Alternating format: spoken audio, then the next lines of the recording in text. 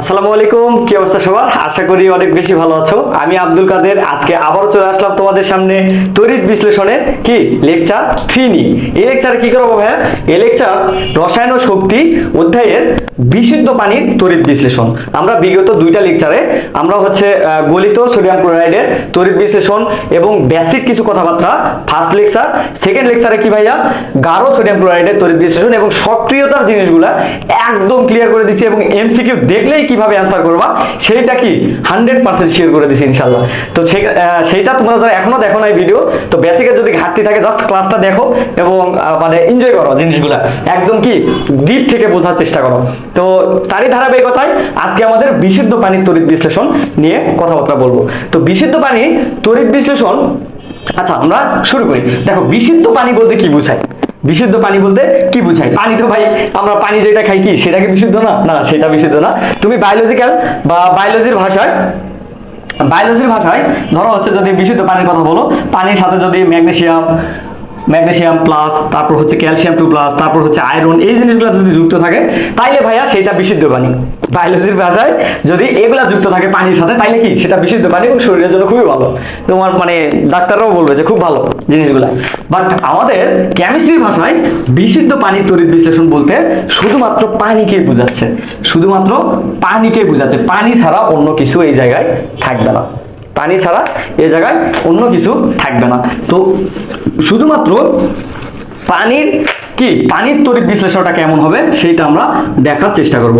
এবং এখানে কিছু বিক্রিয়া আছে যেটা তুমি বোঝো না, জাস্ট কাজটা দেখতে থাকো, তাইলে ইনশাল্লাহ এরপর আমি কনফিডেন্টলি বলতে পারি তোমার আর কোনো সমস্যা থাকবে না। তো দেখো বিশুদ্ধ পানির তড়িৎ বিশ্লেষণ, তো ফার্স্টে কি থাকবে ভাই? একটা অ্যানোড এবং একটা ক্যাথোড থাকবে। অ্যানোড ক্যাথোডে কি হয় দেখো, লেকচার যদি স্কিপ করে করে দেখো তাইলে কিন্তু খুব একটা ভালো বুঝবা না, পরে কিন্তু ভাইকে দোষ দিতে পারো না যে ভাই বুঝি নাই। বাট তুমি যদি লেকচার কি একদম এ টু জেড শুরু থেকে শেষ পর্যন্ত দেখো তাইলে ভাই আমি বলতে পারি তুমি কনফিডেন্টলি অ্যান্সার করতে পারবে ইনশাল্লাহ। কারণ আমি প্রত্যেকটা লেকচারে একদম বেসিক ক্লিয়ার করার চেষ্টা করছি। তো অ্যানোড ক্যাথোড এই জিনিসটা ফার্স্ট লেকচারে করছি, কেন অ্যানোড ধনাত্মক ব্যাটারি প্রান্তের সাথে যুক্ত হবে, কেন ক্যাথোড ঋণাত্মক প্রান্তের সাথে যুক্ত হবে, কেন জারণ বিজারণ হবে, বা কিভাবে মনে রাখবে জিনিসগুলা, এই জিনিসগুলো আমি একদম ক্লিয়ার করার চেষ্টা করছি। তো এখানে আসলে ওগুলা নিয়ে বিস্তারিত আমি যাচ্ছি না। আমাদের বিশুদ্ধ পানির তড়িৎ বিশ্লেষণ, তার মানে কি এখানে পানি থাকবে। তো পানিকে ভাঙলে আমরা কি পাবো? জাস্ট হাইড্রোজেন প্লাস এবং হাইড্রোক্সিল মাইনাস, আমরা এই আয়নটা পাবো। অর্থাৎ আমাদের এই দ্রবণে, আমাদের এই তড়িৎ বিশ্লেষণে শুধুমাত্র কে থাকবে ভাইয়া? শুধুমাত্র হাইড্রোজেন থাকবে এবং ওএইচ থাকবে।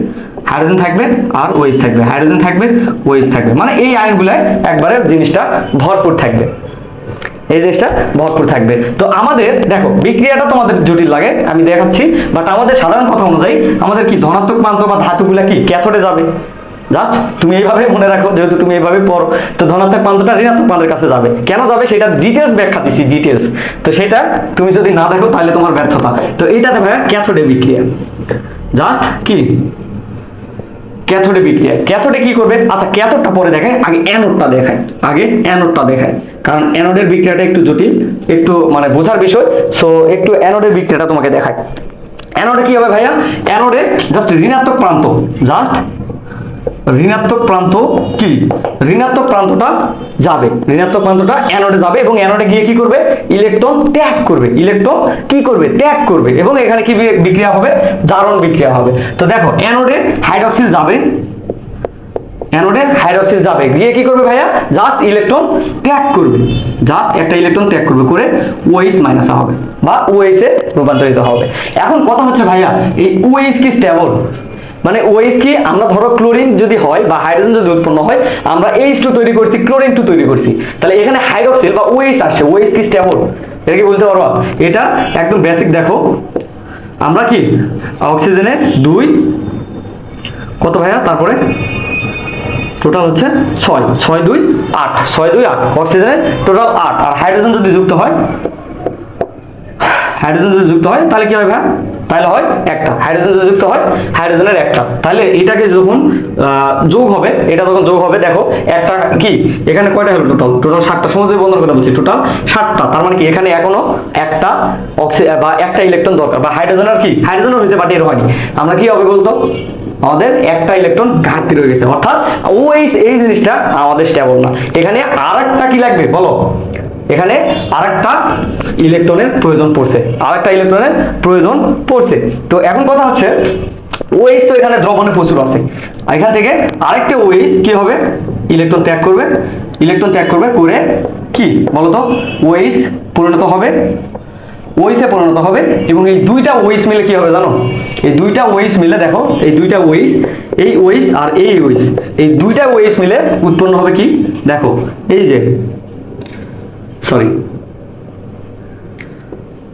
এই যে দেখো H2 পানি, আর এই যে বাবাজি একটা অক্সিজেন, বাবাজি একটা অক্সিজেন, অর্থাৎ দুইটা হাইড্রোক্সিল মিলে একটা হবে পানি আর অক্সিজেন, পানি আর কি ভাইয়া অক্সিজেন। আমি যেহেতু ওইটা মানে আমার জায়গা শর্ট, ওই সাইডে লিখলে ভালো হতো, বাট আমি জিনিসটা দেখালাম যে দুইটা মিলে একটা পানি আর একটা অক্সিজেন হলো। দেখো এখানে হয়েছে আবার অক্সিজেন, এখানে হয়েছে অক্সিজেন, কিন্তু আমার লাগবে কি ভাইয়া, লাগবে হচ্ছে O2, লাগবে কি ভাইয়া, লাগবে আমার O2।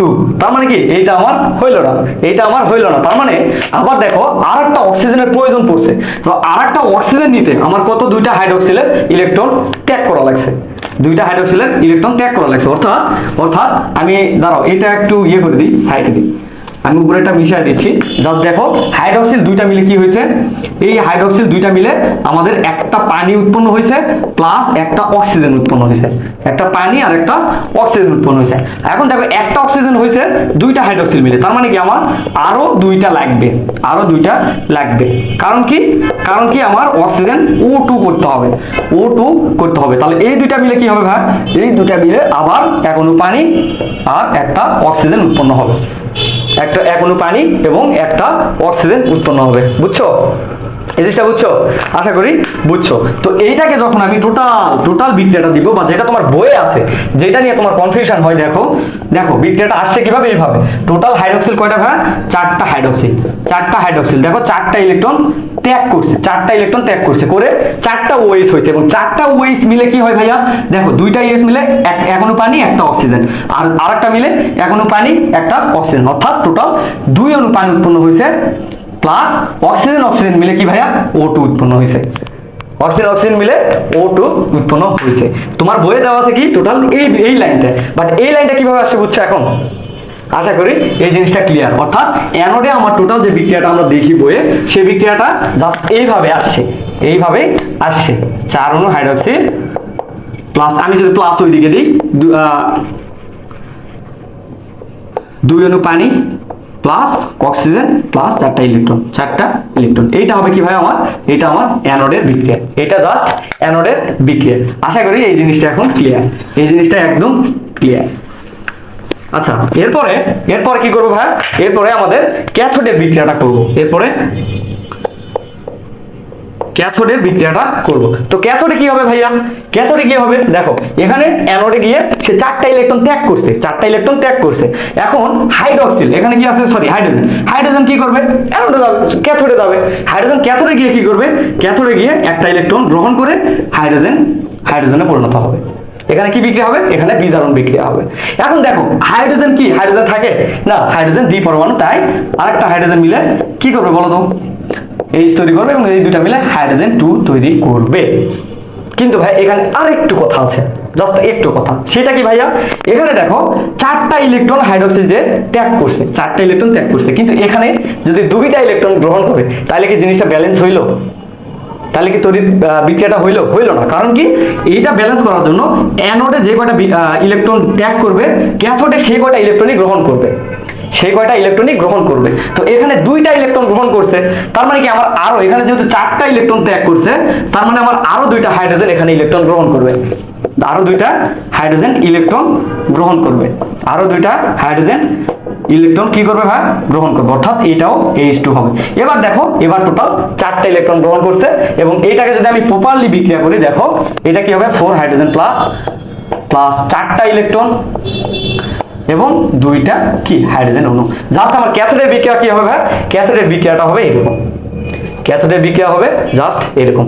এখন কি বুঝছো, এই বিক্রিয়া তোমার বইয়ে শুধুমাত্র এটা দেওয়া আছে, আশা করি এই জিনিসটা অনেকেই বুঝে না। তো এখন আশা করি আর তোমার কোনো কনফিউশন নাই, আর কোনো কনফিউশন নাই। অর্থাৎ ক্যাথোডের বিক্রিয়া হবে চারটা হাইড্রোজেন প্লাস প্লাস চারটা ইলেকট্রন, আর হচ্ছে কি ভাই, দুইটা হাইড্রোজেন।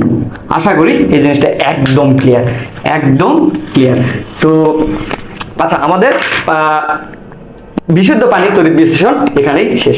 পরবর্তীতে যেগুলো টপিক আছে সেগুলো নিয়ে আলোচনা করার চেষ্টা করব, এবং এইটা নিয়ে যদি আর কোনো কনফিউশন থাকে বা এই চ্যাপ্টার নিয়ে যদি কোনো কনফিউশন থাকে নির্দ্বিধায় ভাইকে জানাও, এবং নেক্সট ভিডিও পাইতে ভাইকে ফলো করো। তো সবাই ভালো থাকো, সুস্থ থাকো, দেখা হবে নেক্সট ক্লাসে। আল্লাহ হাফেজ।